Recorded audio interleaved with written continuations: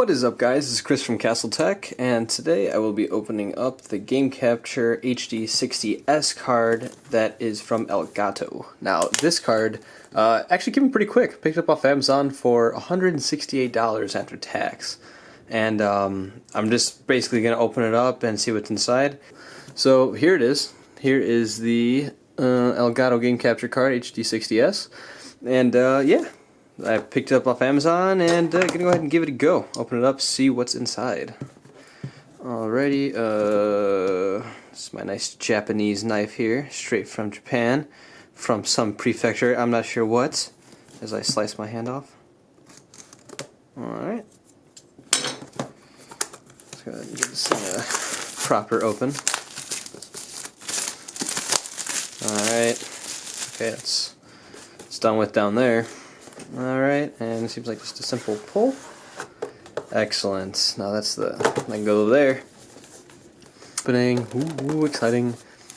Alright, so they give you basically a 1, 2, 3, 4 step kind of guide as to how to set it up.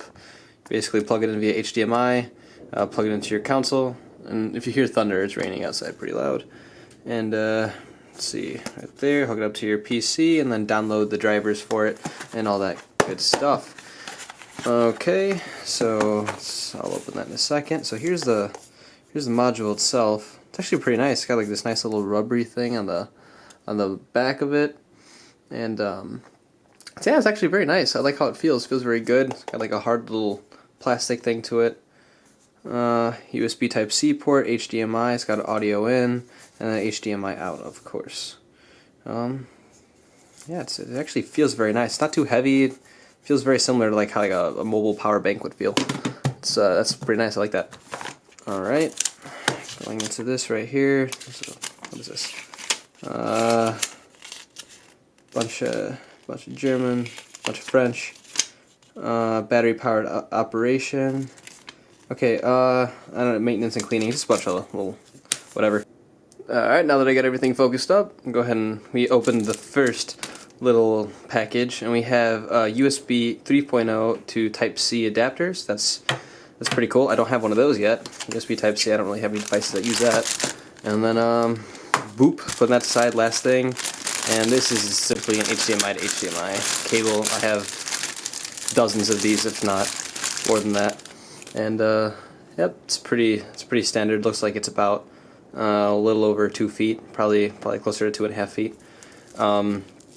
Yeah, so that's all that came with it. It comes with HDMI, kind of hook up in between the Type-C, and if I'm not mistaken, that Type-C is meant to give you kind of like a stutterless. Yeah, it is. It's meant to give you kind of like a stutterless gaming experience. Because I know that latency between being able to stream and being able to record and capture could be a little bit difficult at times. I was really making sure that this thing would provide me with as little latency as possible between recording and actually being able to shoot what I wanted to shoot.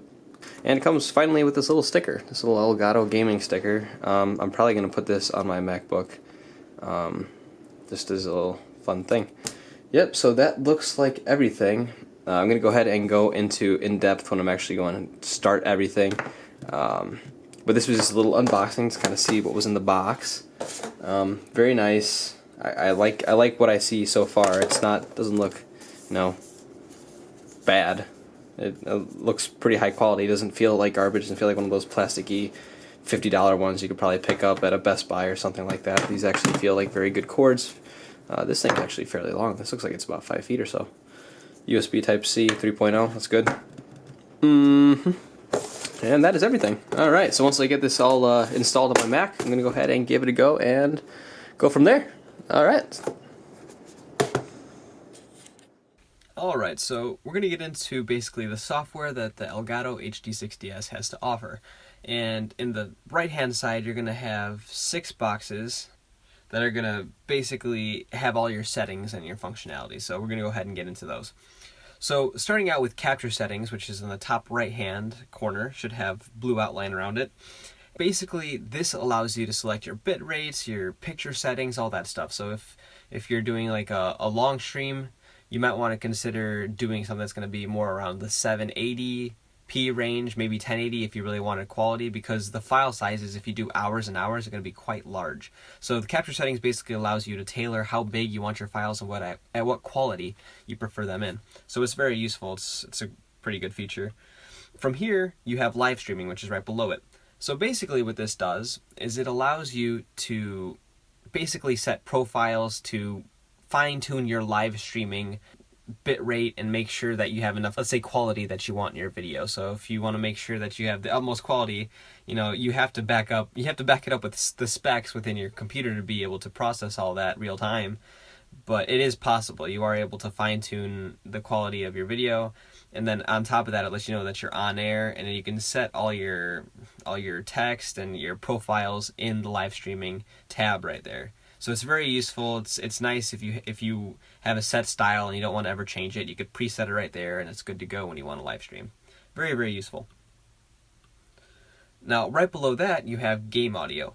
Now, I like this one personally because at times when I'm playing a game, I find that my voice can get drowned out very easily with let's say I'm playing a shooter, all the gunfire, all the effects, all that stuff. So it's very simple just to quickly go over to my capture device, which is my laptop, which is encoding and doing all that stuff, and I lower it by 10 or 20, whatever value, and you're able to hear my voice a lot clearer. And then when I'm not talking as much, I move the volume back up so that you can hear more of the game.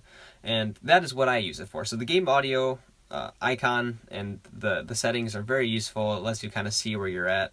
And overall, it's a pretty useful feature. Alright, so in regards to live commentary, now this is one of the things I really want to get into because it's probably the most important. Now, I personally like to have commentary within my games. I think it adds a little bit of value to it, and it's kind of fun to see the interactions between you and your friends, for personal reasons, for if you're making YouTube videos, whatever the case may be. I find that the Elgato HD60S is a little bit troublesome in this regard because it does not allow you to capture your voice.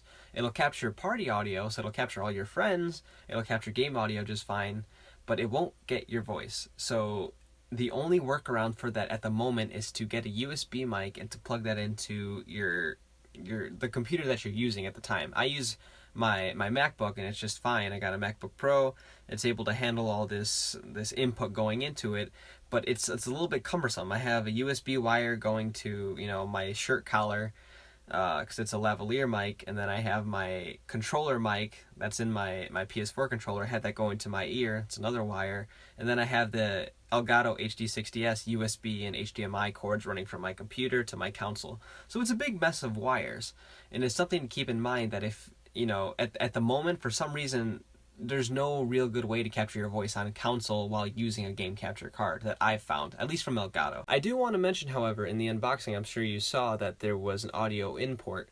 Well, that is there for capturing your audio. You can plug a headset in there, but in most cases, and mine including, my TV isn't really close. It's about 6, 7, 8 feet away from me, and the only thing that'll reach me is the HDMI cord because the one they include is really long. So the only alternative for me to be able to plug my headphones in would be to get like a 6-foot aux cord with an adapter to be able to use my PS4 headset and then plug it in, then talk to my party. It's a big mess. So I'd much rather take a USB and just do that into my computer and be able to do live commentary that way. It's more accessible and it's not as cumbersome in my opinion. So that is why I don't think that Elgato really simplified the whole live commentary thing for console players. For PC, it's a different story. But for console gamers, PS4, Xbox One, this is going to be a major issue that you're going to face in going forward. Just keep that in mind. Moving forward with that, we're going to go into basically the sound capture, and that's pretty self-explanatory. From here, you can add Skype chats, Discord chats. Again, I don't use my computer for streaming or anything like that, so it's not really that important to me. I use mostly consoles, and that being said, it allows you to incorporate, let's say you're doing a stream and you like to have, I don't know, a Spotify playlist in the background. You can do that through this, and I've actually seen it be done by a couple people, and it works pretty well. So if you're a PC gamer, that's something you might want to keep in mind. Alright, and getting into pretty much the last bit here, we have stream command. Now from here you can add webcam and promote social media channels, and then when someone subscribes you can do like a little animation or whatever, and that's at the bottom right here. You can see it's kind of highlighted in this blue, and they have presets for it. As you see, it's labeled 1 through 10, but basically they always stick around the edges of the screen when you have your webcam. So it's going to look like, basically, if you've seen any streamer ever, they all have like the little logos and the little promos and all that stuff. That's what this is. It allows you to do it. Again, I don't stream on my computer, so it's not really relevant to me at the moment. But if you do want to get into, the streaming where, people can donate to you if you want, or, when someone subscribes, it'll let you know. It'll do like a little chime or a little person or something like that, dancing, whatever. But that's kind of how this stuff works out. It's all provided in here. Now, as the extent of the quality of it, I'm not entirely sure, but it is something they offer. So, I mean, they're giving it to you essentially free for when you purchase it. So it's not like you have to pay extra for it. It's just there. It's like an overlay for your webcam. So yeah, that's something that it includes, which is kind of a cool feature. Even if it doesn't work the best, it's free, essentially. Alright, now we get into the last little bit. It's going to be the flashback recording. Now, flashback recording is extremely useful. I find myself constantly forgetting to hit the record button, or if I do a cool play and I'm not even thinking about recording, it's kind of just lost. It's lost if you don't have the functionality of flashback recording.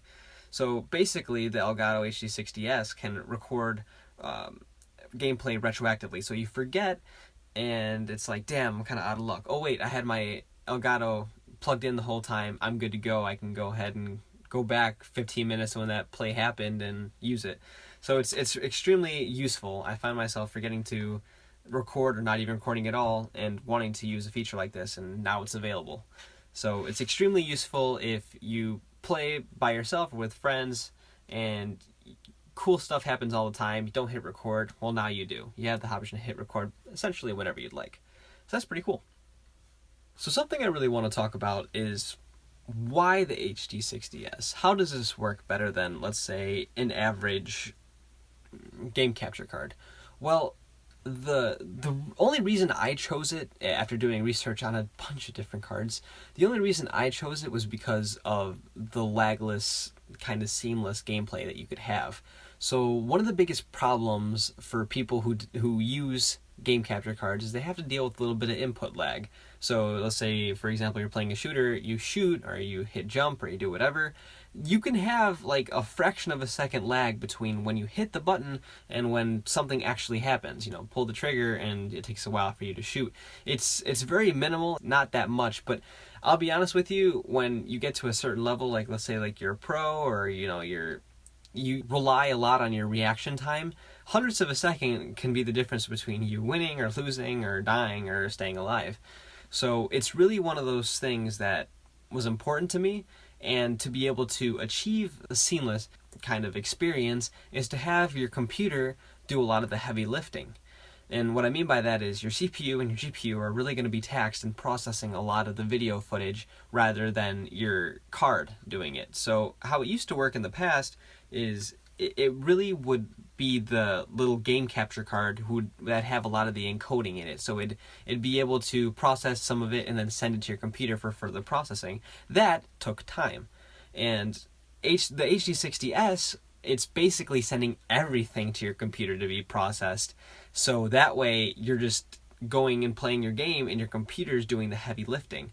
So what that means is that you need to have a computer that's a little bit beefy. My MacBook gets extremely hot when I use my Elgato, and that's because of that exact reason. It's having to process all this stuff in real time. So I really try to refrain from recording for over an hour because my computer gets hot, my MacBook gets hot to the point where I almost can't touch it.